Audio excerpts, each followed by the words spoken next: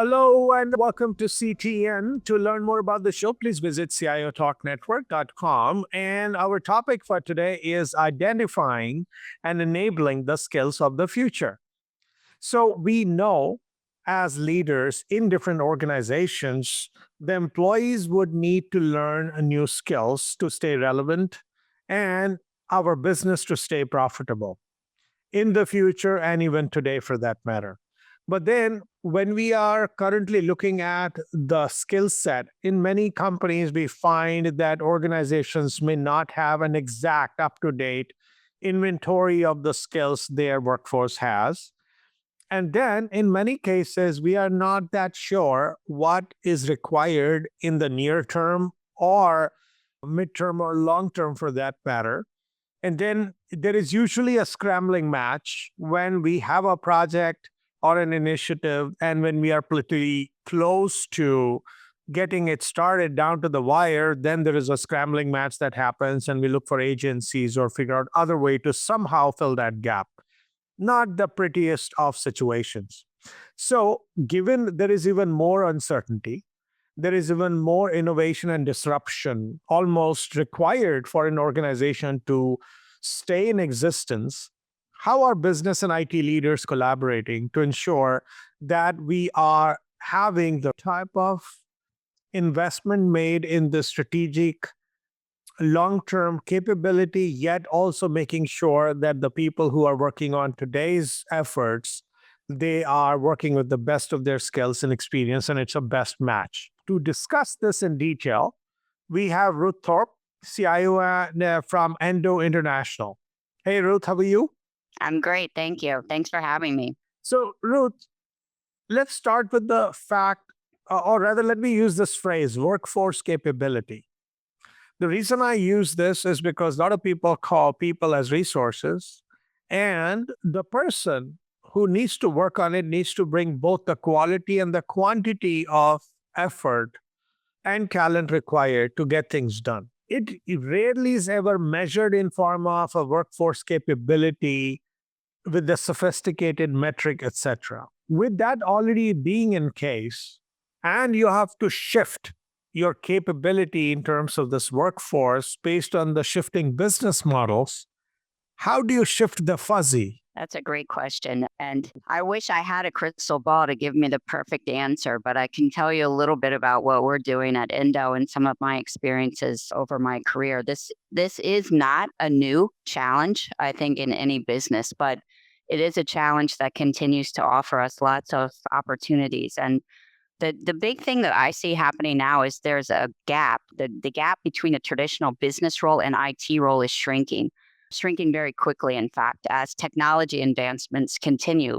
If you think about artificial intelligence or machine learning, those things are potentially drastically changing the way we resource in the future. So we've at Endo and in my prior organizations have traditionally sourced roles primarily through direct employees or contractors. You mentioned projects and things of that nature. With the introduction of machine learning and AI, we've actually started to think about how we can lean into that capability. So our future talent pool might also include machines. And in order to be successful in that model, we have to rethink the roles that we have in the organization. So where do we have pockets of work product being done at a transactional or a task base? And could we potentially centralize or pool those things to leverage better the capabilities of a machine? Does that make sense? Absolutely. But then we also would want to see the nature of work that exists today. Even the traditional HR models that were created for, say, an industrial age of sorts, where things were predictable, you'd come every day, you will do things in the same way. As we started using technology and the technology itself starts morphing, and then the business models and the customer expectations and the way the workers want to work changing, they started changing. Now we no longer have that mold in which you can fit a person, truly. When that is happening, what kind of a construct will work for us to be able to get a handle on where we are today? And even if a person is given this so-called stencil or a job description is given this stencil that this is what we need, within weeks or within months, people are pivoting, like businesses are pivoting. So, what would you do in that case? These are knowledge workers. These people have a different trigger point than a person who makes widgets. Yes, absolutely. And I think that is certainly a challenge. And it requires a lot of flexibility, which can be difficult, as you point out, to sustain. In our particular case, we're looking at different practices like communities of practice or fusion teams, which over time take away the construct of a traditional job and it's more outcome based. So you could think of it also as a product team. So moving away from traditional job description roles, which are very finite, to something which is more flexible and flexes to the work at hand at the present moment. People do what you inspect, but they also do inspect. So that means you got to measure their work and also set expectations. Many times, there are implied expectations from the management or an immediate manager that you will step up, you will show innovation, you might be able to learn some things on the fly. And then you do a performance appraisal of the person. And when you try to point out things that what you expected, then there could be a conflict, and that could demoralize an individual who might in their own way may have given their 110%. So you look at a person outside in, you might find a flaw or a gap, or you might work on them to make sure a business outcome is met. But then the kind of work that we're expecting, the kind of outcomes that we are expecting from each individual or even collectively, that requires for them to also feel from within that there is something they are growing or there is some intrinsic motivation. And I'm talking about areas which are neither measured or they are not kept in perspective to the degree we need to. What do you do about that? Well, I mean, I think you're getting to the root of engagement, one, and commitment. And there are a lot of considerations in all of that. But I think in our case, what we really rely on is clearly setting objectives at the onset of the year, both for the traditional work or the expectations of their role, but also for projects or outcomes, business outcomes that the individual is working on. And then I think really importantly is to provide a mechanism for feedback from the team. So it's not just an individual manager perspective, but one which encompasses the others that that individual is collaborating with towards those outcomes. So I think in those scenarios where you have a good practice in place to not only directly observe and provide feedback, but capture feedback and input from others, that you can have a very good conversation with an individual about what they're doing well and what they have an opportunity to improve on. But certainly that is definitely a challenge. We cannot strive for perfection. I mean, we should strive for perfection, but I do not think so. At least most of us will agree that we cannot reach perfection because we are dealing with situations which are what may be happening with that individual at home, with their family, and at work. Now, with that said, there has to be some holy grail, some standard which an organization should put in place, which will be used as a yardstick for us to see whether we are going well with a department, with a group, with a team, with an individual with respect to what you expected. So if I heard you say it, you set that expectation on an annual basis, or even if you did something on a quarterly basis, if whatever that time horizon is, what is the foundational elements of that basis, if you will? What all are you setting expectation on? What are those parameters? Well, I mean, it all comes down to the responsibilities of the role. So the objectives should be set against the position first and foremost. And while they are in our particular organization, we do set them at the beginning of the year. They are revisited quarterly and or as a project or a new initiative is raised and that individual becomes part of that. So without without good communication between a leader and their people, nothing is going to go perfectly, as you say. But I think it's really through that dialogue and creating that trust and providing real time feedback that you have a good conversation with an individual, not only about what they're doing well, as I said, but areas of opportunity and also areas of potential growth in the future. So it really all comes down to forget the templates for the objective setting and all of those things. Those are words on a paper and they're a good outline for a conversation. But if you don't have a manager who is willing to be involved, to be honest, to be very timely, and you don't have an individual who's receptive to receiving that type of feedback, you're going to have a problem. So, simply said, you're saying put a broad enough framework so that they have some playroom. It should have certain guidelines about how the people will operate, at least, and what some other disciplinary things that we have to put in place. But then assign someone who is a manager alongside that individual who takes a joint responsibility along with that individual to make sure that they maximize their potential every day. And if there is any tweak to be done to what they do on a given day or for a given project, then they collaboratively take ownership about that. Is that what you're suggesting? Absolutely. In fact, I think that's as close to perfection as we can get in the business world. Okay, so let's take a quick break, listeners. We'll be back after these messages and let's talk about skills of the future because that's part of the topic, which is identifying and enabling the skills of the future. So we did speak about the core elements of how it performs and how do you work with them. And thanks so much, Ruth, for giving us that framework. Now let's talk about what we can expect for these skills to become in the future. We don't have a crystal ball. And if you had to outline something which we would need in the future, yes, you would have some sort of business blueprint, which would become the basis of your skill mix blueprint. But to what degree can we rely on that future blueprint of the business? Because even that could change for us to start developing skills.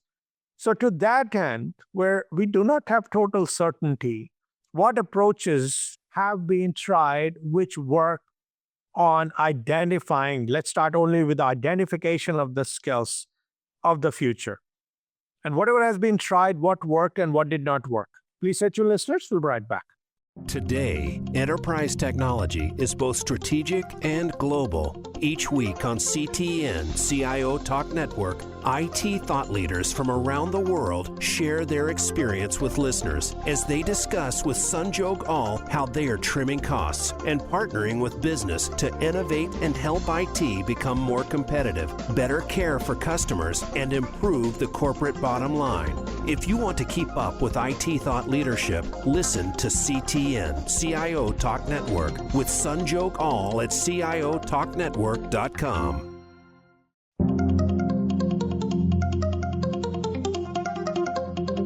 You are listening to CTN, CIO Talk Network, with Sanjog Aul. To learn more about our program, please visit CIOTalkNetwork.com. Now, back to the show.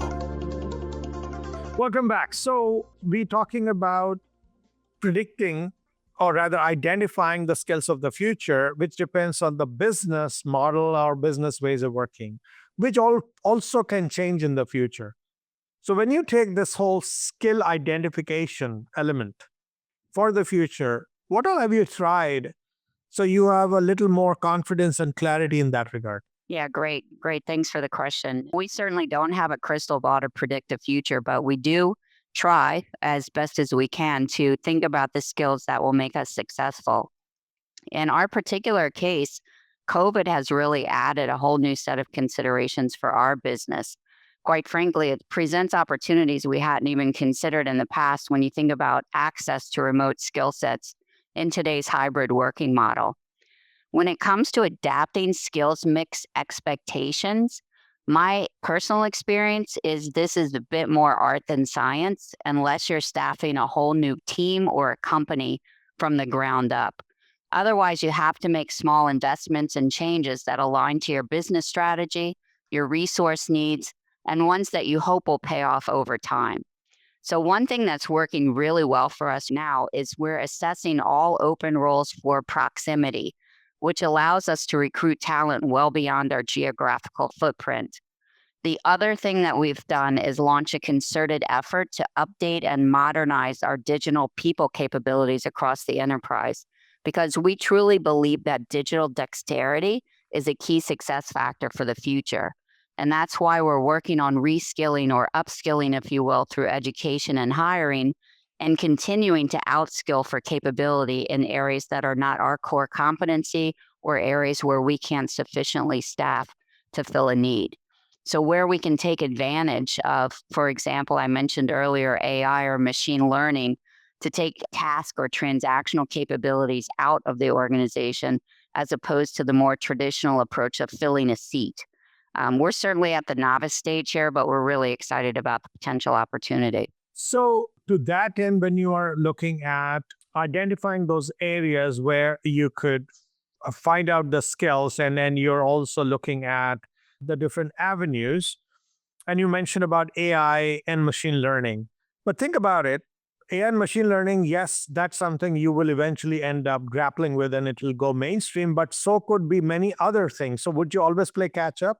That would you always be a step behind? Because before we knew it, earlier AI came and ML came and then AR, VR came. And while we had heard about those buzzwords, there were many others besides these. Some really became mainstream, others fell flat on their face. So, how would, among the cool things that are in front of us, which one should we pursue?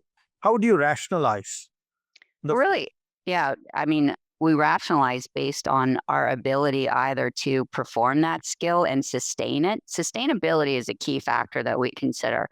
In my particular organization at the present time, we are not a large organization. So creating a new team to staff a new capability independently is unlikely to be something that we would do in our particular strategy. We would more likely partner with a strategic partner to make sure that we had that capability.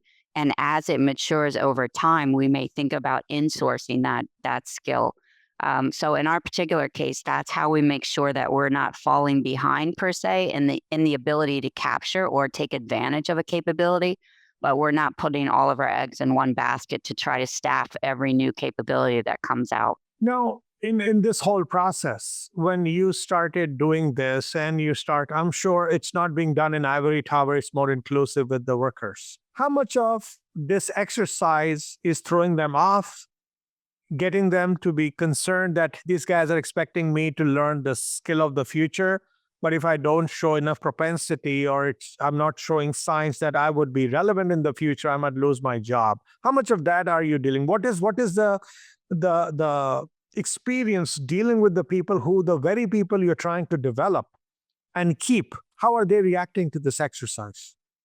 Yeah, I mean, I think it's a mixed reaction. I mean, I'm just trying to think of if I would put a percentage on it, but as I think back to my prior experiences, it's not the same reaction that I recall from when we had mainframe programmers moving into more modern programming technologies. The current workforce is more flexible than they were 20 years ago, or at least that's been my experience. But certainly not everyone is interested in learning new capabilities. But I would say by and large, for the most part, there's a lot of excitement.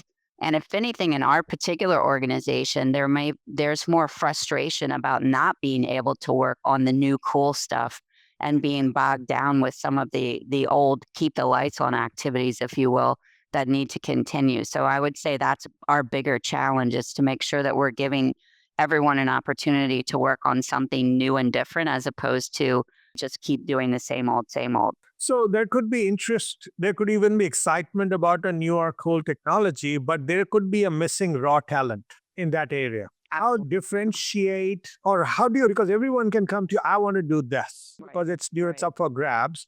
But then you also identify that this person is better off doing support function versus the innovation function, or learn related skills. How do you prevent killing somebody's motivation and yet get them to find a role, or get them to do a role or develop themselves in a role which naturally meets their talent? And who's the judge here?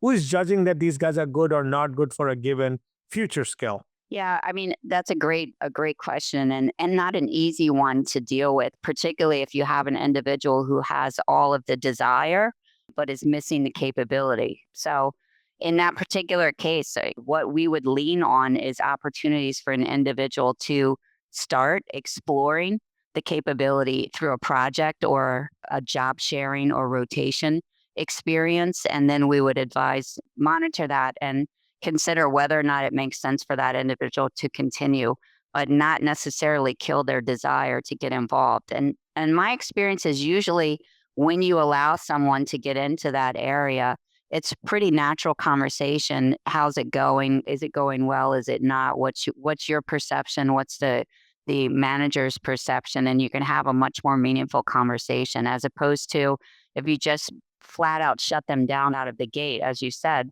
someone would be very disenfranchised by that and unlikely to continue, perhaps to want to continue working at the company or even continue to perform at a high level. So when you mention job rotation and cross-training, absolutely that makes sense. Now, when we take the context of skill of the future, that means you do not have enough work. So you got to create pilot projects. You got to take them out from the existing pile of work that they have already on their plate.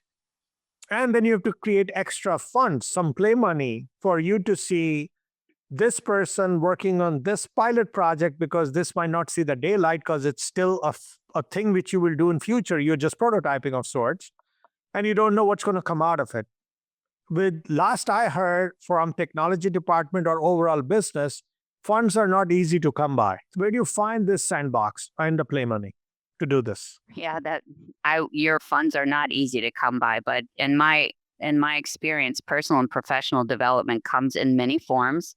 And there's nothing more rewarding or lasting than an on-the-job experience. So we really work hard to offer job opportunities to employees, whether it's project-based or job shadowing or rotation. And typically where there's a will, there's a way. But in most cases, the best way to approach this that I have found is we do quarterly talent reviews of our individuals in the IT organization, and we attempt to match their performance and their future growth development experience opportunities with what we have coming through the project portfolio. So we really work hard in the project portfolio to leverage those projects to do a lot of this development activity for other employees. And that's really the way that we've been able to do it effectively.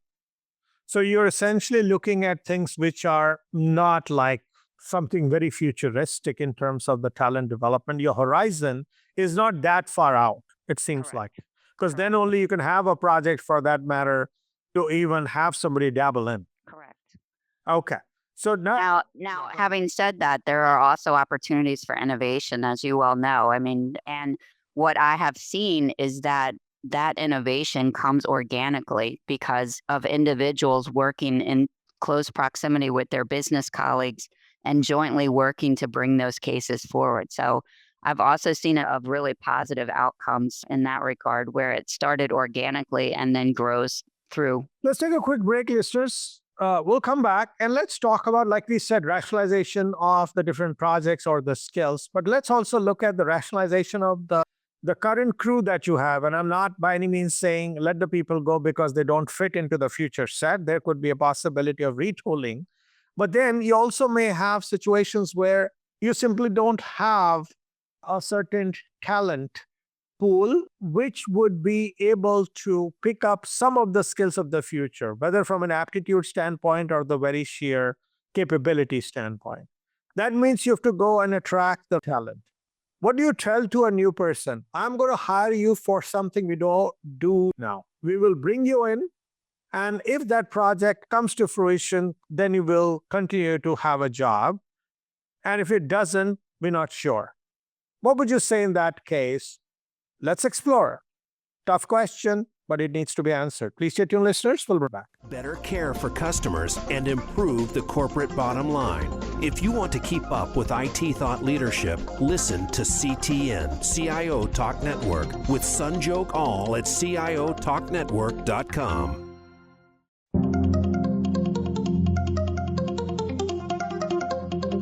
You are listening to CTN, CIO Talk Network, with Sanjog Aul. To learn more about our program, please visit CIOTalkNetwork.com. Now, back to the show. Welcome back. So, Ruth, you want the absolute best talent. That talent may not exist in your company. You want to build skills of the future, you may have a few projects, but not enough runway for someone to be sustained for the long haul if that doesn't come to fruition. How do you take that as the basis of building a job description which you put on a job board and or get your HR or recruiters to find? And what's the story you use to attract the talent? I thought this was going to be a little bit easier, but you're really giving me some tough questions here. I wish I had a magic bullet for this one. It is certainly a difficult one, but I think first and foremost, honesty is important for the organization and for the individual who may be considering this type of role. But it's certainly an at-risk role in this particular scenario that you've laid out. What do you think? One quick Yeah. question, Ruth. So my question is not hypothetical because you want to create skills of the future. So either we agree as a group or as a business. Me means suppose I was in your company, that Right. the business agrees that we are not going to look too far out where there's a risk to the role itself. Correct. Or if you're thinking too futuristic, then you get a consulting firm to come versus an employee. So what would you, if you had to process this question and deconstruct it and perhaps tackle this, because there would be a good output out of this discussion to say, how do I really build my skills of the future where I don't even have the role, but I don't know if I can assure the longevity of the role? Well, I mean, it all comes down to the commitment. If you're making a commitment as an organization to a particular new endeavor, then you'll find a way to make it work. And if that particular first start at it doesn't pan out and the employee is worth keeping, typically what I find is that where there's a will, there's a way, and you find another opportunity or avenue for that employee to continue to contribute to. So I think at the end of the day, there's typically enough churn in an organization that you have a little bit of float, if you will. If you have a 100-person head count, you typically have a vacancy rate of 5% or so. You have enough float that it's not a budget issue per se. It's more maximizing the opportunity and the capabilities of that individual. So I think really at the end of the day, you have to manage that float. A future fit potential is what you're trying to almost creating a bench. Right? Yes. Yes. And when you create that, you got to keep them busy. You got to deliver on your promise when they come in. And then you have to retain them. All of that while you're getting some work done. Yep. What would you say would be potential checkpoints along the way so that you maximize on this gamble/investment you're making? Well, I mean, obviously, always having a business outcome measurement at hand is critical, but also checking in with that individual. Is this what you thought it would be? Do you see areas of opportunity to go in different directions? Would also be an important checkpoint. But you also have to be honest as an organization. As you said at the outset, maybe you think it's going to go one way and it goes completely down a different road. So continually assessing the skills and the individuals and how that is working out is going to be key. But in this particular example that you're using, there's no perfect answer because even if on the business side things are working quite well, the individual themselves may not necessarily be finding it fulfilling. So it's that constant two-way dialogue and keeping that up that will be the best success factor. And it's certainly a challenging situation, but one that requires a lot of conversation and direct engagement. See, when you look at retaining, attracting, preserving the talent, they need good, exciting work. Yeah. They need, and frankly, the future workforce or even current workforce has started demanding more and more work-life balance. Mm-hmm. They would not burn the midnight oil to please the manager, the way you might have seen already. When you're dealing with this, and plus you have innovation, plus you want to get the required work done, and you also have a limitation of budget, what would you do from a management perspective, from project rationalization and phasing and scheduling perspective, and expectation setting perspective, so that these people indeed have some breathing room, because you cannot create innovation out of somebody totally spent? Yeah, this is a huge challenge. It's a challenge that we face at Endo, and I'm sure a challenge that many organizations are facing. In our particular case, we're a mid-sized company. So one of the things that is always concerning to me is not just an individual joining the organization with a new skill set, but what is the next year, 2 years, 3 years going to bring for that individual? And do we have opportunity for that person to continue to grow? Now, you mentioned work-life balance and a few other topics. The other thing that I'm seeing is the workforce of the future also expects to constantly have the opportunity to work on the biggest priority across the organization, and they expect rewards and promotions and other things on a very short time frame. So those are all considerations that we take into account before we commit to a full-time employee, and typically why we tend to use strategic partners more for futuristic skills at the moment. Does that make sense? No, absolutely. And so I totally see where you are going, but I'm trying to figure out if you could allow maybe a management style needs to change, or what we expect out of people changes, or we fundamentally do an HR transformation about what expectations you set for them Mhm. at the very onset, at the time when you're hiring or having them change their roles. Set such expectation that this is going to require you to work 24/7, or you say you're going to work 10 hours and don't promise 8, because then you're disappointing them. Yeah. And when any person is disappointed, the person has no motivation to innovate. Yeah. But is there that much of clarity given expecting, especially when you want them to innovate and become that type of talent who you can bank on in the future? Is there an integration or alignment between HR and IT and business and the very fact that these guys are when we last checked?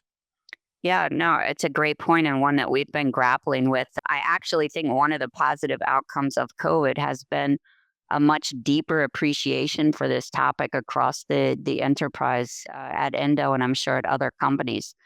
Many people, not just IT professionals, are struggling with what work life balance looks like in the new hybrid working model. And we've done a couple of things and are considering doing a few more. So, for example, we implemented a flexible work policy where individuals are asked to work online, if you will, in core hours. And then we have other periods where they're given flexibility. So maybe they need to pick up a child, or they have a doctor's appointment, or they like to work out in the mornings or the evenings or whatever. We try to give them that flexibility and also reinforce across the organization that that's the type of work organization we want to be. And having said that, it sounds really good, but when you have a critical project on a critical path, it is very difficult to sustain. So I'm not suggesting that it's nirvana, but it is a way to set some core hours, work hours, and then offer some flexibility to the workforce to match with their personal needs.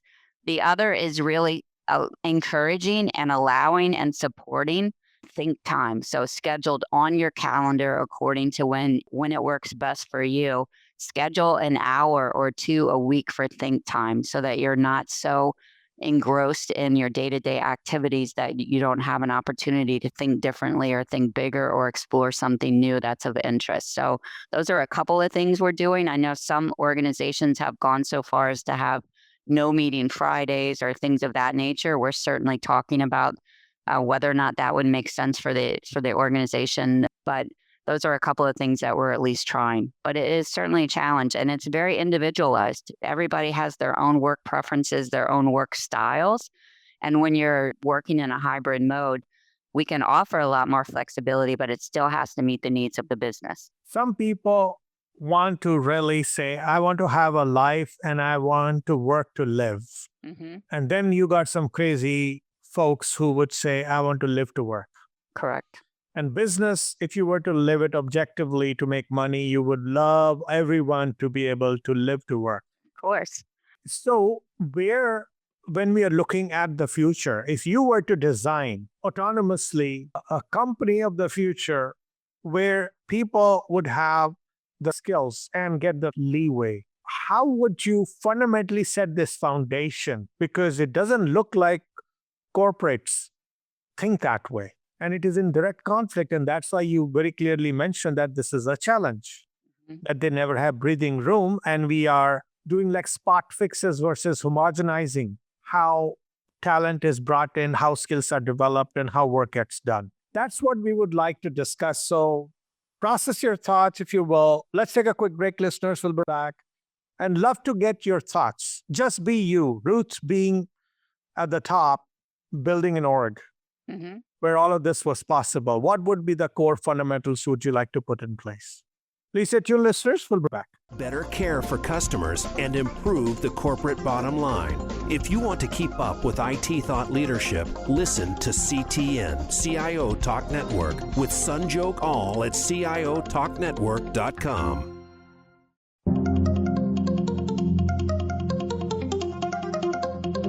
You are listening to CTN, CIO Talk Network, with Sanjog Aul. To learn more about our program, please visit CIOTalkNetwork.com. Now, back to the show. Welcome back. So, Ruth, you being at the top and in control, have the intent and the resources to build an organization where we have all the relevant skills for today and for tomorrow, with the people fully motivated and had the breathing room so they can innovate. If you were to come into an organization or build it from scratch, what all fundamental pillars you'd put in place? Well, that is in fact a challenging question. And I have appreciated thinking about how I would do that, particularly given the new hybrid working model. First and foremost, I go back to the fact that clear business outcomes are really critical, because that is in fact what you would measure against. So I would obviously want to have that as a foundational building block, that the business outcomes that are required of that individual are clearly outlined for everyone. Having said that, what I think we really could look at from a work opportunity perspective is to think more broadly about a globalized team, and to think about how you would structure the team so that, for example, your execution team would be follow the sun. So you could have basically a 24/7 execution arm that could be working in parallel with more of your innovators or your thought leaders or your strategists, who would be able to have more flexibility in terms of scheduling their time and giving that think time, if you will. And I think those things in combination could be very, very powerful in the future. That's a huge change from the way corporate works. And I mean, you're talking about turning a ship, which would not be easy, but I do think that that would be an interesting approach. And what would you do about skills like security, which are tough to come by? They're exorbitantly expensive, and the area which continues to evolve at a warp speed. So nobody's able to really say, I have enough. And then think about the near or not as near future. What would you do for those things which take time to develop? The very skills that you create become obsolete before it. And there will be more and more of such things which would morph at a greater speed, because the speed of change is just going crazy. How would you handle? Yeah, of course. In fact, I don't think this is actually really a new problem. And you use the example of security, which is a great one, because it is evolving incredibly quickly. So in areas of like that, we would look to hire individuals who have growth potential, who are passionate about what they do, because in my experience, those are the individuals that will continue to lean in and learn and grow along with the evolutions that are happening in that particular space. The other thing that I think is really important as an organization is to really be honest about what your core skills are going to be, those skills which you will employ for, and what skills you will continue to rely on third parties or expertise for. And I think those things, when matched together, really allow you to be flexible and to continue to have the skill set of the future. Now, with all of this said, it takes a different breed of people who we would be needing to be able to lead this effort. You have clarity, thinking, and a process which you, of course, demonstrated with your responses. But that's not always the case of the mid-managers, because as you and I both know, many times people leave or stay because of their managers. And there is sometimes this bigger vision that we have, developing skills of the future, keeping people motivated, and be able to figure out what's working, what's not working. That comes from those middle management people. And many of the organizations are seeing that how we tackle this mid-management is going to make or break how relevant we stay in the future. So what's your thought? Not the field worker who's supposed to be given a task and the person delivers on that task. What do we do about this mid-management layer, which will allow us to effectively identifying and enabling skills of the future? I think that's a great question. And one of the things that I've always been passionate about is the development of a manager. In my experience, typically managers come from individual contributors who excelled at their roles and who are given opportunity to be promoted in the organization by taking on management responsibilities. And that can work well, and that can also not work so well. So if in fact we're going to continue to rely on middle managers for these types of activities and expect them to be successful, I think you must invest in developing their managerial skills. And I think personally, I see this at my own company. I've seen it in the past. I think that's where we fall down quite a bit. The other thing I've seen is when you have a lot of management churn, you tend to lose sight of your strategy, or the execution, the pull through of whatever your strategy was can diminish significantly. So it's a really great point and a really big challenge. And I think organizations, and Indo being one of them, really has to continue to invest in managerial training and professional development. When you look at grooming your managers, would you say you would groom them into become a better manager, or would you find a roadmap for them to become leaders? Because if they become leaders, they would truly get their people who report to them to follow them versus them having to manage them. Well, I mean, I think the obvious response is you want to have leaders, but there is always a need to manage. And so in in any scenario, a leader, as you said, is a much more powerful tool and resource than necessarily a manager. And I think it really fundamentally comes down to matching a business need with an individual's needs and capabilities. So if that individual is people oriented and gets satisfaction out of leading through others, then you typically will have an individual who does well in a leadership role. If that person is more interested in being an individual contributor or does not necessarily enjoy the people management side of the equation, then there's going to be a challenge, and they tend to manage more than lead. So I think it really comes down to making good decisions about who you put in management roles and really continuing to develop their professional leadership capabilities. Once again, thank you so much, Ruth, for sharing your insights about how organizations can identify and enable skills of the future. Thanks so much. Thank you. Thank you for having me. And listeners, please connect with us on social media, join our community, and listen to our podcast by subscribing to them on all the different syndication channels we exist on. Once again, thank you for listening to CTN. This is your host, Sanjog Aul, signing off. Till next week, take care and God bless.